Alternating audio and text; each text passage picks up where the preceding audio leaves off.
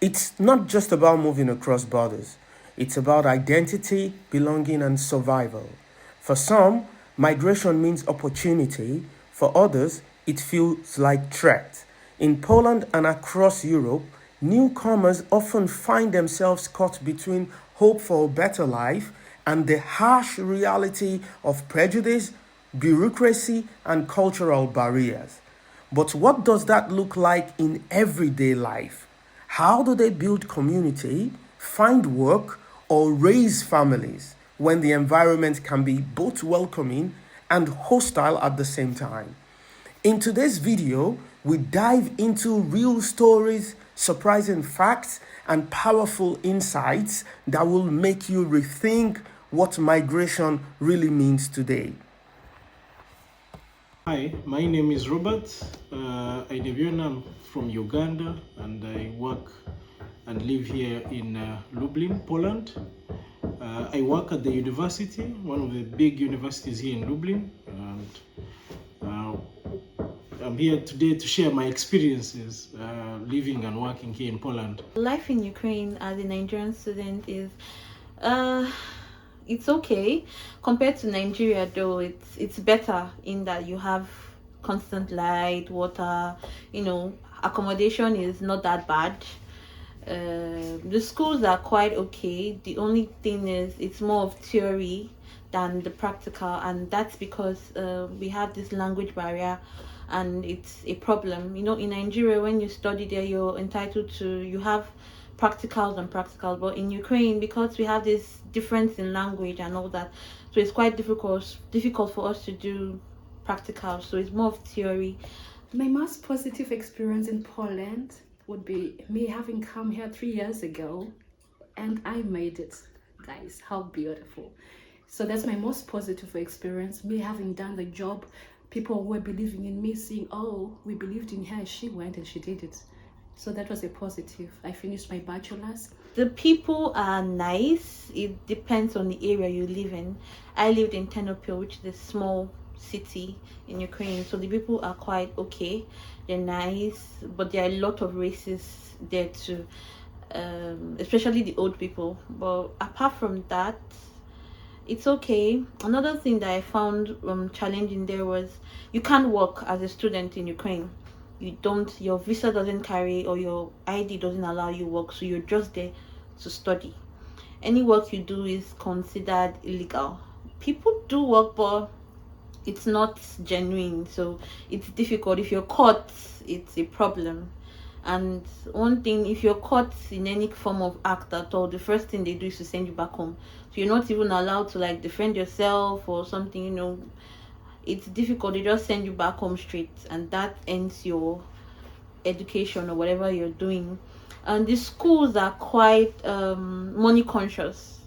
So like my school, if you don't pay your school fees on time, they automatically want to send you home. There's no allowance for a lot of things, and so you have to, you're working on eggshells over there. So it's okay. In the way you're coming from is difficult, but it's also terrible, because if Nigeria was good, you would not be in another person's country suffering or going through so many kind of stress and all that.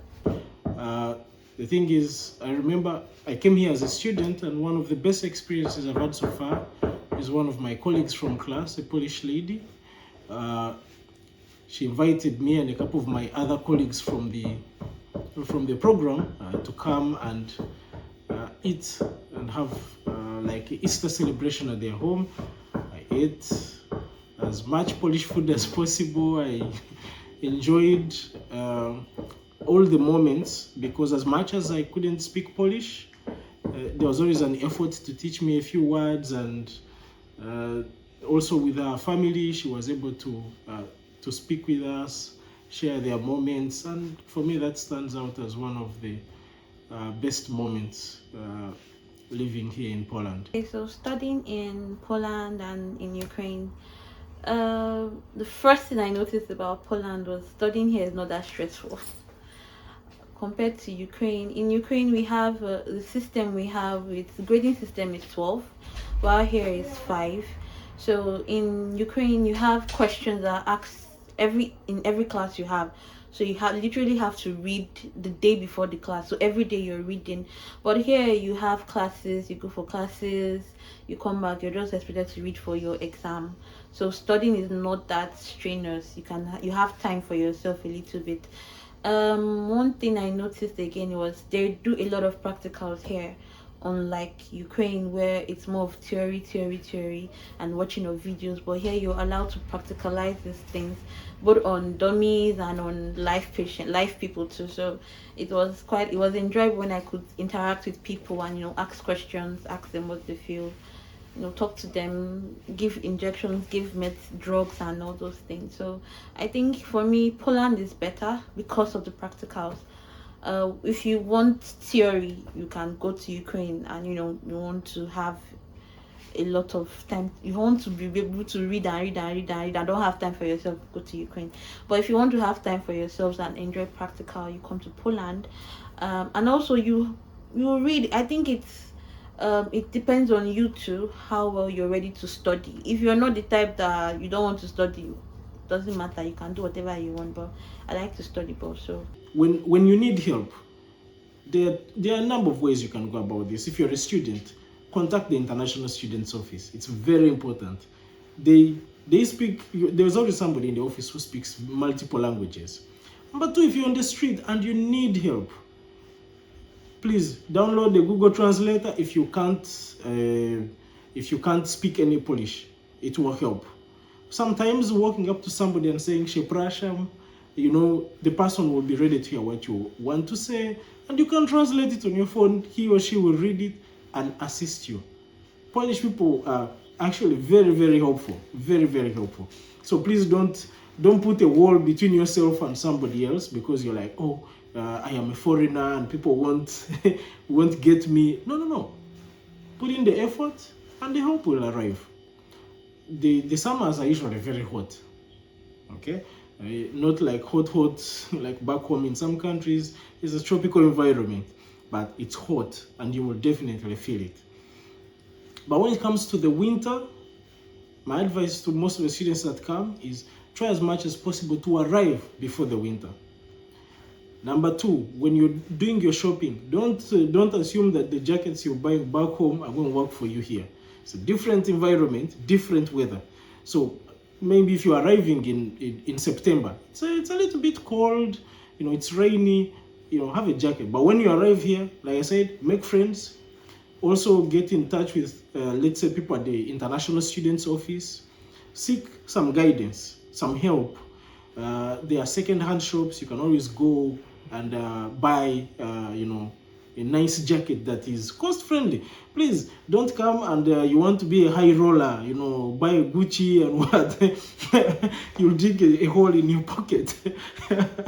I would want also to work and study in Poland because for me,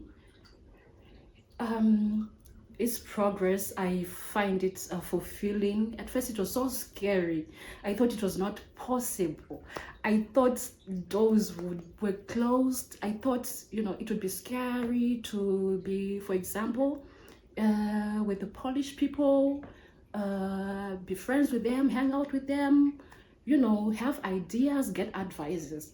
But the more I started getting involved, trying to know more about them, attending events, also learning out from others who also have done a great job ahead of me. On the aspect of getting accommodation, be very careful, very, very careful. Sometimes when people are looking for accommodation, they are just willing to pay money. Don't just pay money to anyone because you don't know the kind of accommodation that you're getting. Two, always opt for somebody that's recognized. Number two, always try to engage with the landlord, okay? And that is very, very important because you don't want to pay your money and then you arrive and then that's it. You have nowhere because the person that you paid the money to doesn't exist. So always get somebody that is very trustworthy. Settling into Polish society wasn't so it wasn't that bad. It was quite easy because I got in contact with Polish people, that true friends that accommodated me. I was with them for like 3 months. so it was easy to stay with them, interact with them, get to know them. They took me out to see places, though it wasn't in the main city. It was somewhere in one of the villages called the Seplit.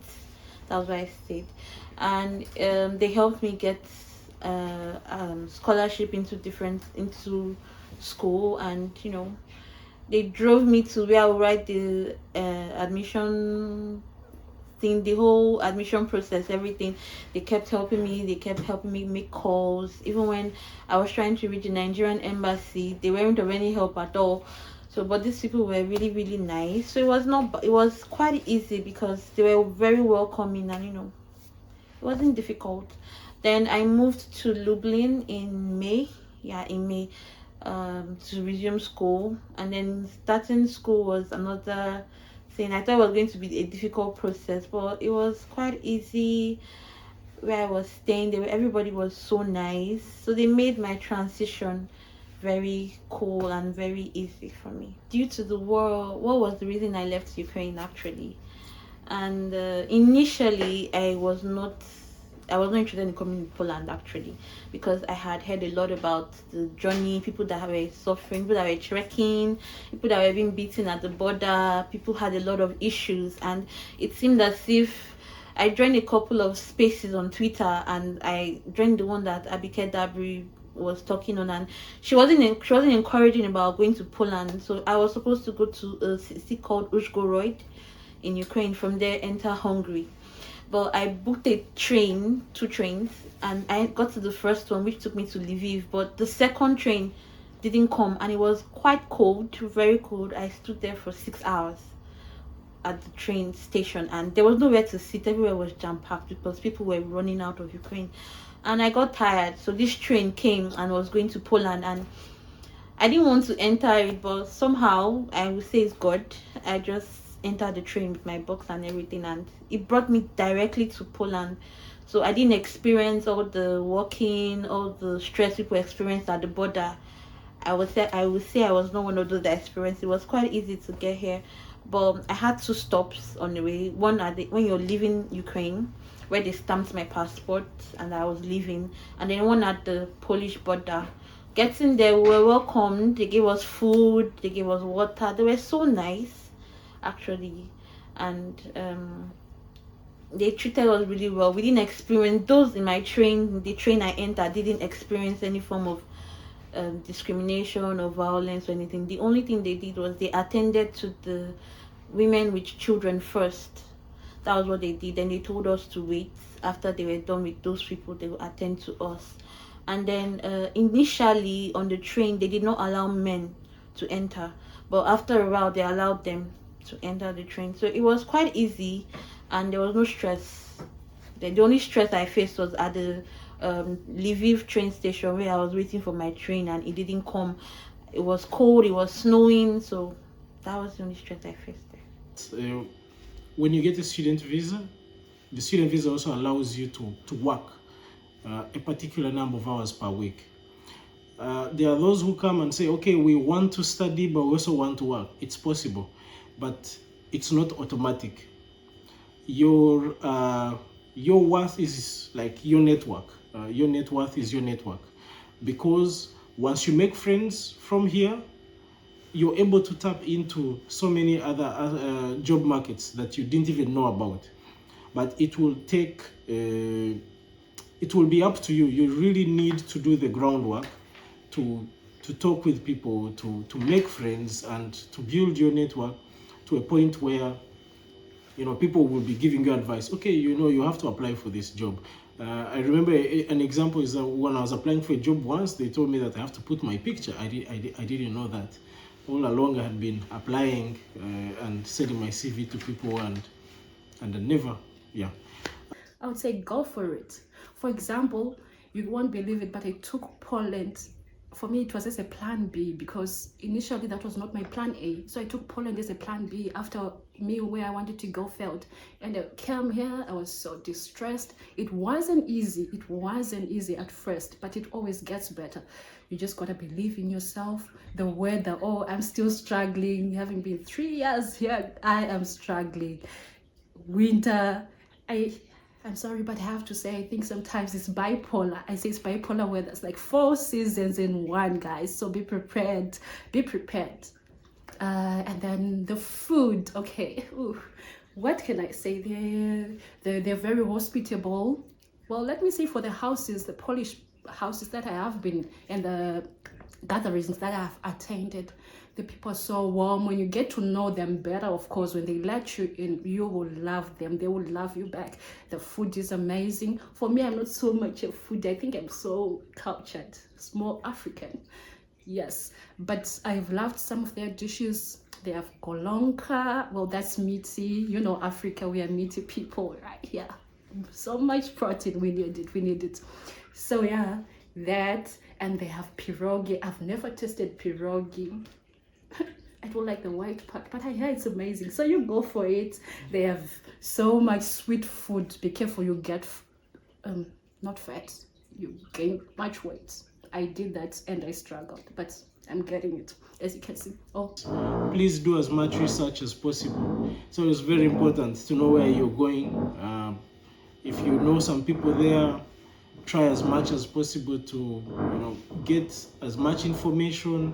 Like for instance, where can you get warm clothes, food, accommodation, all those aspects matter. And for those that are already here, I can't say that I have as much advice as possible for you, but I know that living and working here or studying here is an experience in itself. Every day you must be willing to open your mind up and learn. The other thing is always be accommodative. When you meet new people, when you meet also people that nationals here. For those that are trying to leave Nigeria and come abroad and looking for visas and all this, you don't have to wait for a UK visa, a Canadian visa, or US visa. You can try other countries. They're really good. Poland is a very good country. Hungary is a very good place. These people have good educational system and their school fees are very cheap. You can get scholarships too once you get here. Even if you go to another place and you don't like that, you can migrate to another EU country, and it will be very easy for you to leave from EU to UK, Canada, US, because you've been here for a while and you already have like a temporary residence here. So you don't have to wait for, UK, I must go to UK, I must go to Canada. It doesn't always work out like that. Try somewhere else and then it will work well for you. A general advice I'd like to share with you, my peers, is, don't be scared to do things. And remember, my story may not be the same as your story. It's not going to be the same as the next person's story. Our dreams, our directions are all gonna maybe navigate in different ways. Yet all our paths may come together for a while. So my advice is to us, especially to my peers who are coming or others who are coming, migrating, stick together, guys. Support each other. We are not so much. We're already in a foreign land, and it's harder if we don't have each other's back. It's already away from home. I've had issues about people in depression, being depressed as they come here. I think I also experienced it when I also came some time back. I was so distressed. But then look at me today, it's a whole different issue. Others gave up, others left. So don't give up and stay away from illegal activities. Try to be in the correct ways of the law. I should advise the students who come to sign up for the National Health Insurance. It's NFZ.